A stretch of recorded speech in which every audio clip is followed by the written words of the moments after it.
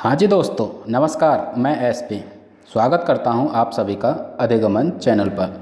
दोस्तों, आज जो हम बात करने वाले हैं वो बहुत ही महत्वपूर्ण एक आवश्यक सूचना के बारे में बात करने वाले हैं, जो कि बहुत ही महत्वपूर्ण रहेगी। तो फ्रेंड्स, उत्तर प्रदेश अधीनस्थ सेवा चयन आयोग, ठीक है, यानी कि यूपी SSSC से महत्वपूर्ण खबर है, आवश्यक सूचना है, उसके बारे में आज हम बात करने वाले हैं। तो दोस्तों, क्या सरकारी नौकरी की डगर आसान रहने वाली है या और कठिन हो जाएगी? क्या अंग्रेजी जी का जंजाल बन जाएगी? ठीक है, क्या रहेगी प्रारंभिक परीक्षा? तो दोस्तों, जो कि यूपी SSSC यानी कि उत्तर प्रदेश अधीनस्थ सेवा चयन आयोग जो डिफरेंट भर्ती कराता है, अब उसमें जो पहला यानी कि प्रारंभिक परीक्षा आने वाली है, उसका सब्जेक्ट, उसका संपूर्ण विषय निर्धारित कर दिया गया है, आ गया है। क्या रहेगा उसका सिलेबस? तो पेट जो एग्ज़ाम होने वाला है उसके बारे में हम बात करने वाले हैं दोस्तों, क्योंकि उसका सिलेबस निर्धारित होकर आपके समक्ष प्रस्तुत कर दिया है। ठीक, यानी कि जो प्रारंभिक अर्हता परीक्षा रहने वाली है, ठीक है, जो होगी किसी भी भर्ती से पहले, ठीक है, चाहे वो यूपी SI हो, लेखपाल हो, बाकी सभी में, ठीक है, जो परीक्षा होने वाली है पहली, उसका क्या रहेगा सिलेबस। आइए कुछ इम्पोर्टेंट चीज़ों पर डिस्कस कर लेते हैं। ये बहुत ही महत्वपूर्ण खबर है। ठीक, कई महीनों से इस चीज़ का इंतज़ार चल रहा था कि जो पेट यानी कि प्रारंभिक अर्हता परीक्षा होने वाली है, उसका कौन कौन सा सिलेबस रहेगा। तो हम सभी को डीपली डिस्कस करेंगे, क्या क्या सिलेबस रहेगा, कौन कौन से सब्जेक्ट जोड़े गए हैं, कितना डिफ़िकल्ट रहेगा, कितना आसान रहेगा। ठीक, तो हम बात करने वाले हैं यानी कि प्रारंभिक जो अर्हता परीक्षा है, प्रीलिमिनरी एलिजिबिलिटी टेस्ट, यानी कि जो पेट होने वाला है, सबसे पहले प्रारंभिक परीक्षा रहेगी। उसको क्वालिफाई करने के बाद आप इस योग्य बन पाएंगे कि आप आगामी आने वाली भर्ती में अपना रजिस्ट्रेशन यानी कि आवेदन कर पाएंगे या नहीं। इसके बाद जैसे ही ये परीक्षा होगी, 50,000 आवेदन लिए जाएंगे डिफरेंट अलग अलग तरह की भर्तियों के लिए। तो आपके लिए खुशखबरी भी है, लेकिन हाँ, एक गंभीर थॉट भी है कि क्या रहेगा इस परीक्षा का पाठ्यक्रम।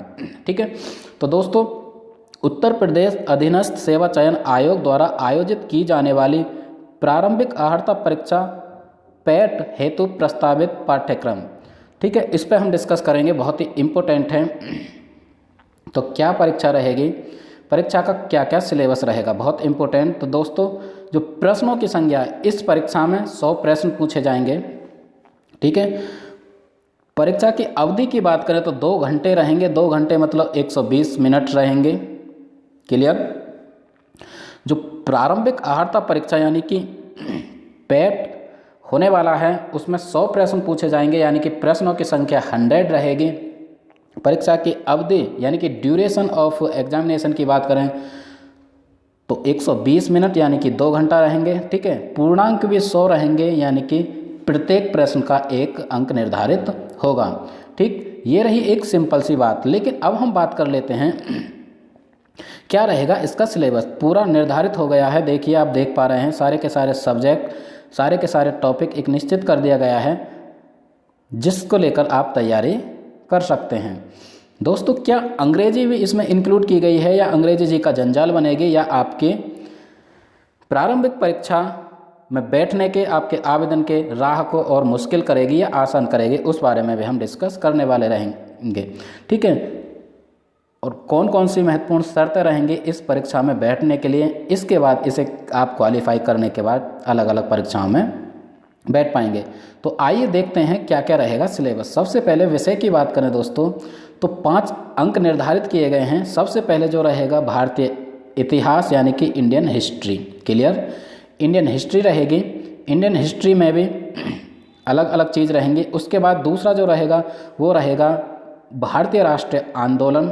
ठीक, तो हम 1 बाय 1 देखते चलते हैं। सबसे पहले इंडियन हिस्ट्री, भारतीय इतिहास की बात करें तो भारतीय इतिहास में कौन कौन सी चीज़ें पूछी जाएंगी, जिस तरीके से अलग अलग एग्जाम में, ठीक है, सामान्य जागरूकता पूछी जाती है, जनरल अवेयरनेस, भारतीय इतिहास पूछा जाता है, वहीं से इसका सिलेबस ऑलमोस्ट मिलता दिखाई दे रहा है।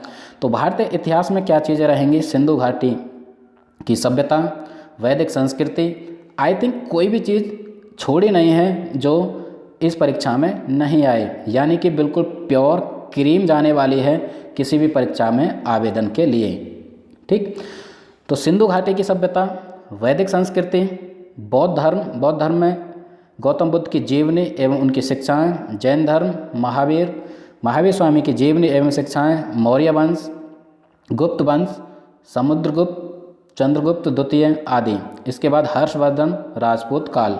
सारी की सारी चीज़ें पूछी जाने वाली हैं। ठीक है, इसके साथ यदि हम बात करें सल्तनत काल, मुगल साम्राज्य, मराठा, ब्रिटिश राज्य का अभ्युदय एवं प्रथम स्वतंत्रता संग्राम, इसके बाद ब्रिटिश राज का सामाजिक आर्थिक प्रभाव। तो ये रही हिस्ट्री यानी कि भारतीय इतिहास की बात। अब हम चलते हैं नेक्स्ट, जो नंबर 2 पूछी जाएगी चीज़ वो रहेंगे भारतीय राष्ट्रीय आंदोलन, इंडियन नेशनल मूवमेंट। सॉरी दोस्तों, भारतीय राष्ट्रीय आंदोलन के संदर्भ में कौन कौन सी चीज़ें पूछी जानी हैं? ठीक, तो ये रहेगा स्वधन यानी कि स्वाधीनता आंदोलन के प्रारंभिक वर्ष, स्वदेशी तथा सविनय अवज्ञा आंदोलन, महात्मा गांधी तथा अन्य नेताओं की भूमिका, इसके साथ साथ क्रांतिकारी आंदोलन तथा उग्र राष्ट्रवाद का उदय। ठीक है, गरम दल और नरम दल। इसके बाद विधायी संशोधन तथा ब्रिटिश इंडिया एक्ट 1935 1935 का जो ब्रिटिश इंडिया एक्ट था वो। इसके बाद भारत छोड़ो आंदोलन, आज़ाद हिंद फौज, नेताजी सुभाष चंद्र बोस आदि। ठीक है, तो ये रहा नंबर 2। इसके बाद चलते हैं नेक्स्ट, तो ये इतिहास का ही पोर्शन हो जाता है, भारतीय इतिहास हो गया। इसके बाद ये आधुनिक इतिहास की यदि हम बात करें तो भारतीय राष्ट्रीय आंदोलन। ठीक, इसके बाद हाँ, इसके भी 5 अंक निर्धारित किए गए हैं। नेक्स्ट बात करें तो भूगोल यानी कि जियोग्राफी पूछी जाएगी। जियोग्राफी में कौन कौन सी चीज़ें पूछी जाएंगे? भारत एवं विश्व का भौतिक भूगोल। ठीक है, भारत के साथ साथ वैश्विक जो जियोग्राफी है वो भी पूछी जाएगी। नदियाँ तथा नदियों की घाटी, भूजल संसाधन, पर्वत पहाड़ियाँ, हिमनद, मरुस्थल और शुष्क क्षेत्र, इसके साथ वन।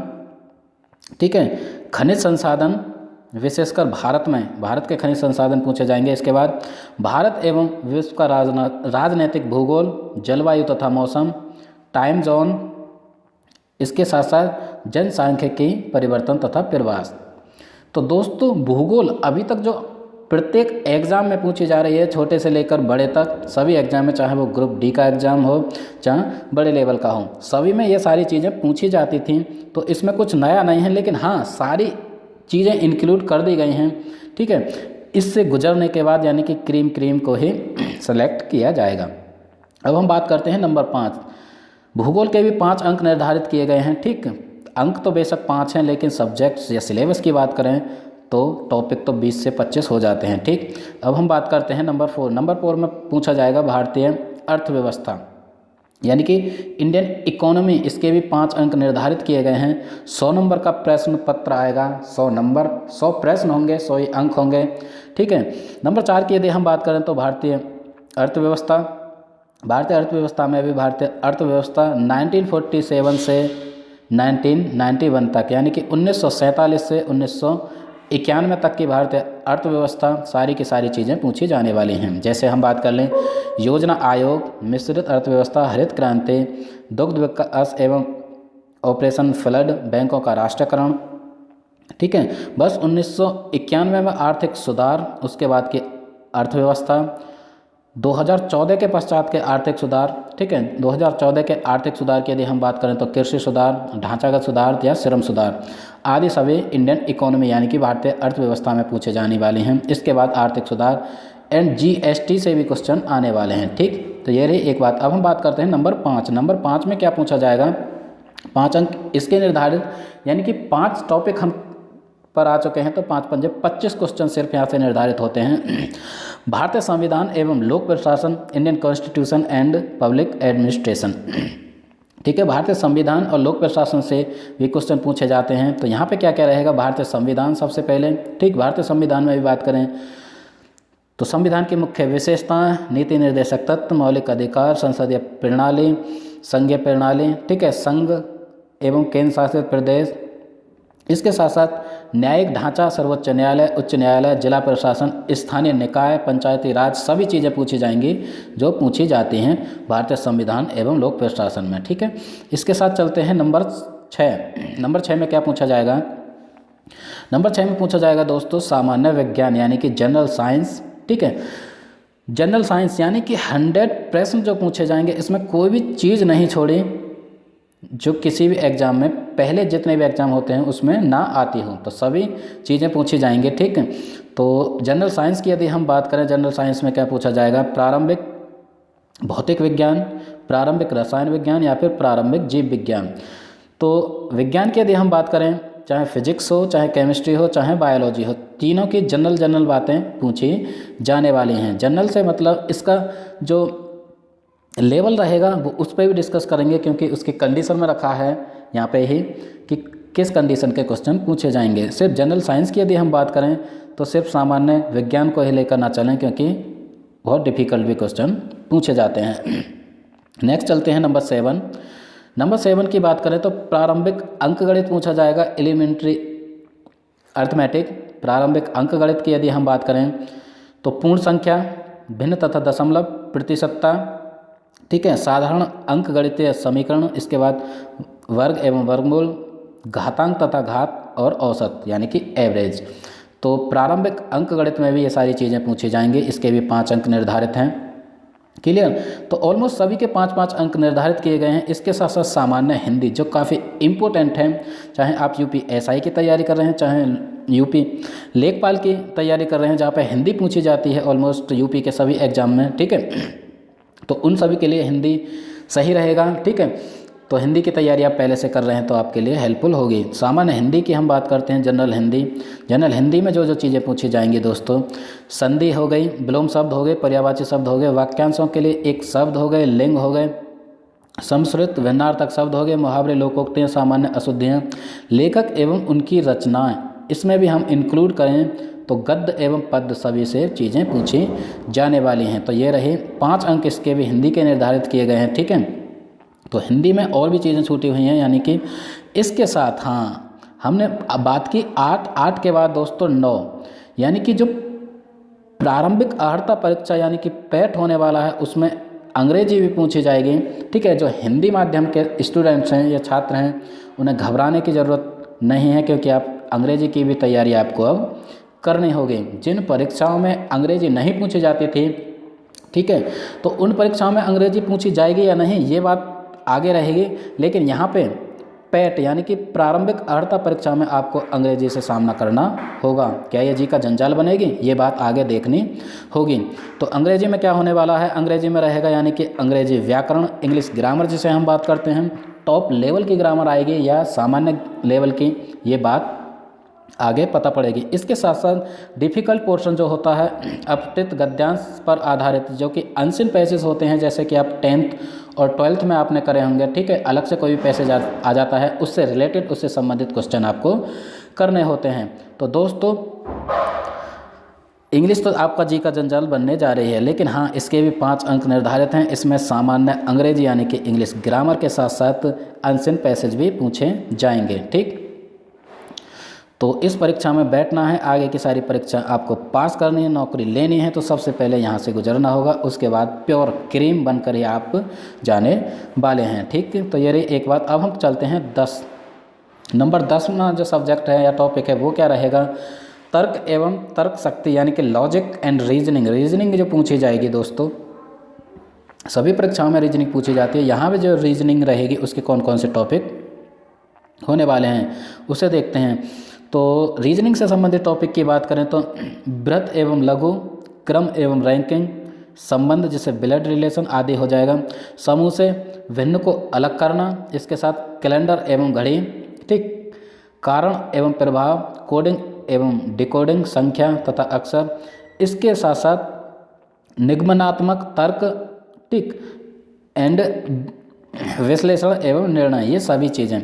तो रीजनिंग की भी कोई भी चीज़ अछूती नहीं है, सारी की सारी चीज़ें यहाँ पे पूछी जाने वाली हैं। ठीक, तो ये जो एग्ज़ाम होने वाला है एकदम टॉप लेवल का एग्ज़ाम पूछे जाने वाला है, टॉप लेवल का, यानी कि एक नौकरी जितनी तैयारी तो आपको यहाँ से करनी होगी, उसके बाद नौकरी की बात तो आप आगे सोचें। ठीक, तो ये रही एक बात, राह कितनी मुश्किल होंगी कितनी आसान होंगी वो आगे सोचना पड़ेगा। ठीक, अब हम चलते हैं नंबर 11। 11वां क्या रहेगा? 11वें में रहेगा यानी कि सामयिकी समसामयिकी, जिसे हम कहते हैं करंट अफेयर।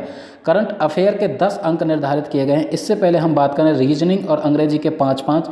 अब दोस्तों करंट अफेयर जो किसी भी परीक्षा किसी भी एग्ज़ाम का सबसे इम्पोर्टेंट पार्ट हो गया है आज की यदि हम बात करें, ठीक है, तो यहाँ से 10 अंक निर्धारित किए गए हैं। 10 अंक मतलब 10 प्रश्न पूछे जाएंगे करंट अफेयर्स। करंट अफेयर जो रहेगी टॉप लेवल के, यानी कि भारतीय एवं वैश्विक। ठीक, यानी कि भारत और विश्व से संबंधित जो समसामयिक घटनाएं निर्धारित होती हैं, ठीक है, डेली वेज 3 से 4 महीने पहले तक की सारी चीज़ें पूछ ली जाएंगी। तो करंट अफेयर की बात हो गई, 10 नंबर निर्धारित, ठीक, जो आपके नंबर को गेन करती है और आपकी नैया डुबोती भी है यदि आपने करंट अफेयर की तैयारी नहीं करी। तो 10 नंबर यहाँ से होंगे। इसके साथ हम चलते हैं नेक्स्ट, सामान्य जागरूकता। जनरल अवेयरनेस पे आते हैं, जिस पे किसी भी एग्ज़ाम के यानी कि बेस होता है, नींव टिकी हुई होती है जनरल अवेयरनेस। ठीक, तो जनरल अवेयरनेस की बात करें तो इसके भी 10 अंक निर्धारित किए गए हैं करंट अफेयर और जनरल अवेयरनेस के। इससे पहले हमने बात की तो 5-5 अंक निर्धारित थे। तो जनरल अवेयरनेस में हम बात करते हैं कौन कौन सी चीज़ें पूछी जाएंगी। ठीक है, तो भारत के पड़ोसी देश, राजधानी एवं मुद्रा, ये सारी चीज़ें पहले से ही पूछी जाती हैं। भारत के राज्य तथा केंद्र शासित प्रदेश, वहाँ से पूछा जाएगा। भारतीय संसद, राज्यसभा, लोकसभा, विधानसभा, ठीक है, परिषद, ये सभी, क्योंकि ये हमने बात की थी इंडियन कॉन्स्टिट्यूशन यानी कि भारतीय संविधान और लोक प्रशासन में भी यहाँ से क्वेश्चन पूछे जाते थे। तो सामान्य जागरूकता में तो ये आती चीज़ें हैं। ठीक, इसके साथ राष्ट्रीय एवं अंतर्राष्ट्रीय दिवस, हाँ जी, ये भी पूछे जाते हैं। विश्व व्यापार संगठन एवं उसके मुख्यालय, यहाँ से भी क्वेश्चन पूछे जाते हैं। ठीक, तो ये रहेगा यानी कि सामान्य जागरूकता। इसके साथ साथ भारतीय पर्यटन स्थल, भारत की कला एवं संस्कृति, भारत एवं विश्व के खेल, इसके साथ साथ भारतीय अनुसंधान संगठन, ठीक है, अनुसंधान संगठन पूछे जाएंगे। प्रसिद्ध पुस्तक एवं लेखक, ये करंट के पूछे जाएंगे आई थिंक, या पुराने भी पूछे जाते हैं। पुरस्कार एवं विजेता, जलवायु परिवर्तन एवं पर्यावरण, सारी की सारी चीज़ें, ऐसी कोई भी चीज़ नहीं है जो आपसे नहीं पूछी जाएगी। तो कमर कस लीजिए, आज से ही मेहनत शुरू कर दीजिए, चाहे वो पैट की हो, प्रारंभिक अर्हता परीक्षा, ठीक है, कब आ जाए इसका कुछ अता पता नहीं है, कभी भी आ सकती है। और जो 50,000 प्लस भर्ती होने वाली हैं वो सभी आएंगे। ठीक, तो ये रही एक बात। अब हम चलते हैं नेक्स्ट नंबर 3, लेखपाल या यूपीएसआई की भर्ती, इसके बाद ही आएंगे आई थिंक, ऐसा हमें आभास और प्रतीत हो रहा है। पहले पैट की परीक्षा करा ली जाएगी, उसके बाद आप यदि एलिजिबल हैं तभी आप उसमें बैठ पाएंगे। तो कमर कस लीजिए, मेहनत कर लीजिए, डिफरेंट किताबों से पढ़िए, अलग अलग रिसोर्सेज वो आपको चूज़ करने हैं कहाँ से आप पढ़ पाते हैं। ठीक है, तो हमारे चैनल अधिगम मंच को भी आप सब्सक्राइब कर सकते हैं। यदि ये इन्फॉर्मेटिव यानी कि ये न्यूज़ आपको इन्फॉर्मेटिव लगती है, आपके भले की बात करती है, तो हमारे चैनल को सब्सक्राइब करें, अपने फ्रेंड्स के साथ शेयर करें। यदि किसी तरह की कोई क्वेरी रह जाती है तो हमें कमेंट बॉक्स में ज़रूर से बताएं।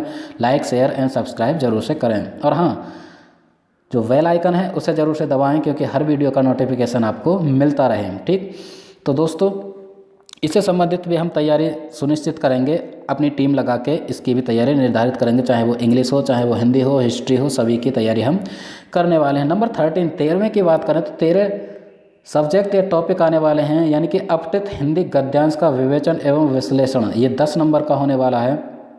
ठीक है, अपठित हिंदी गद्यांश, हिंदी की जो बात है, हिंदी एक बार आगे 5 नंबर की सामान्य हिंदी की बात करें, लेकिन यहाँ पे जो हिंदी पूछी जाएगी अनसिन पैसेज जिसे बोलते हैं, अपठित हिंदी गद्यांश का विवेचन, गद्यांश का विवेचन आएगा यहाँ पे, पद्यांश नहीं, विवेचन एवं विश्लेषण। ठीक है, यानी कि गद्यांश, प्रत्येक पर 5 प्रश्न, ठीक है, प्रत्येक पर यहाँ पे 5 प्रश्न पूछे जाएंगे। ये रही एक बात। अब हम बात करते हैं, हाँ जी, नंबर 14 में क्या पूछा जाएगा, ग्राफ की व्याख्या एवं विश्लेषण, ग्राफ की व्याख्या एवं विश्लेषण पूछी जाएगी, प्रत्येक पर 5 प्रश्न, यानी कि ये भी 10 नंबर का। 15वें की यदि हम बात करें तो तालिका की व्याख्या एवं विश्लेषण, प्रत्येक पर 5 प्रश्न। तो कुल मिला के यानी कि 15 टॉपिक या 15 सब्जेक्ट हो गए, उसमें भी सब टॉपिक हो गए, ठीक है, वहाँ से क्वेश्चन पूछे जाने वाले हैं। तो बहुत ही टॉप लेवल का एग्ज़ाम होने वाला है पैट। हम बात करें यानी कि प्रिलिमिनरी एलिजिबिलिटी टेस्ट, प्रारंभिक अर्हता परीक्षा, ठीक। तो कमर कस लीजिए और मेहनत शुरू कर दीजिए। ये 100 जो मार्क्स, 100 जो प्रश्न पूछे जाने वाले हैं, बहुत ही टॉप लेवल के पूछे जाने वाले हैं। आपकी तैयारी, ठीक है, यानी कि अब बात नहीं रही एरा गैरा नत्तू खेरा की, टॉप लेवल की तैयारी होनी चाहिए। कड़ी मेहनत से ही सफलता हाथ लगने वाली है, ठीक है। तो ये रही एक बात। तो तैयारी सुनिश्चित कर लीजिए, अपना टाइम टेबल मेंटेन करिए।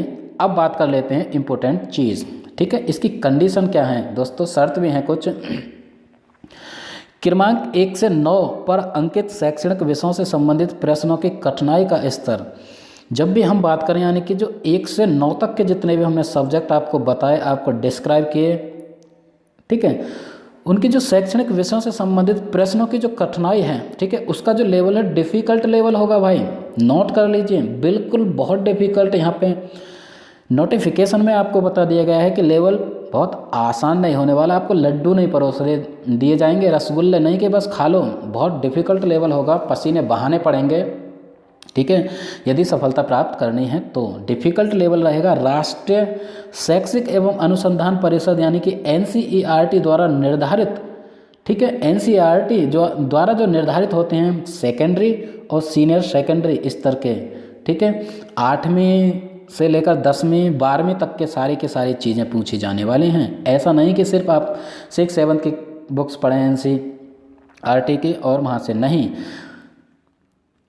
पहली से लेकर यानी कि 12वीं तक का लेवल आएगा, टॉप लेवल, ठीक। इसके साथ नंबर 2 सेकंड की बात करें, परीक्षा का प्रकार वस्तुनिष्ठ प्रकृति का व प्रश्न पत्र बहुविकल्पीय प्रश्नों पर आधारित होंगे, ठीक है, यानी कि ऑप्शनल क्वेश्चन होंगे।